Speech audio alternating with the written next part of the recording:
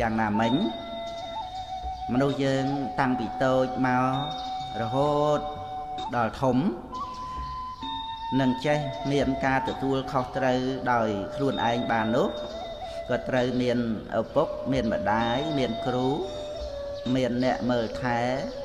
និងមានអ្នកបង្វឹកបង្ហាត់បង្រៀនយ៉ាងនោះដែរកាលបើកូនមានការចេះដឹងល្អមានការប្រព្រឹត្តល្អហើយនោះកូនរមែងមានសេចក្តីសុខក្នុងជីវិតរបស់កូនយ៉ាងពិតប្រាកដឪពុកនិងម្ដាយរបស់កូនមានសេចក្តីសុខណាស់កាលបើបានមើលថែនិងទូលមានអប់រំដល់កូនហើយកូនជាមនុស្សប្រដៅងាយប្រព្រឹត្តល្អចម្រើនទៅដោយគុណនិងមាន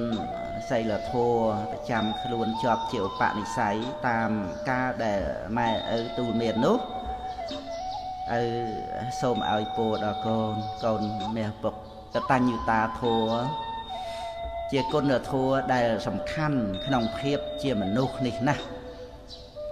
ចាដឹងគុណនិងការតបគុណនោះអាចគ្រប់គ្រងរក្សាឲ្យកូនផុតអំពីភាពអាក្រក់ទាំងពួងបាន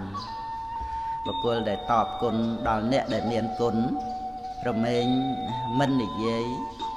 មិនធ្វើនៅអ្វីដែលជាហេតុឲ្យអ្នកមានគុណក្តៅក្រហាយចិត្តឡើយ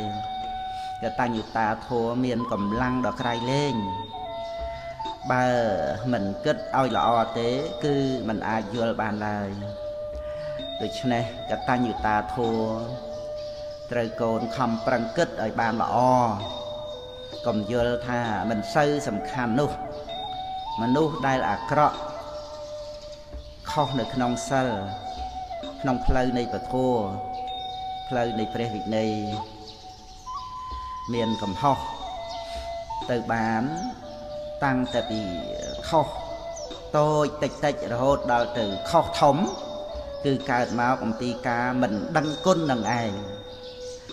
តែបើកូនជាមនុស្សចេះដឹងគុណកូនមានតែសេចក្តីចម្រើនទៅដោយកុសលយ៉ាងទៀតកតញ្ញុតាធម៌ដែលមាននៅក្នុងខ្លួនកូនជាគ្រឿងសម្គាល់ថាកូននេះឪពុកជាមនុស្សល្អកតញ្ញុតាការដឹងគុណជាទុនជីវិតពិតដ៏ឆ្នើមជួយញ៉ាំងបារមីធំសម្បើម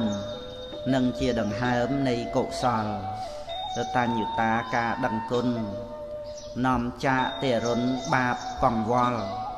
គឺជាបញ្ញាគ្រឿងតម្កល់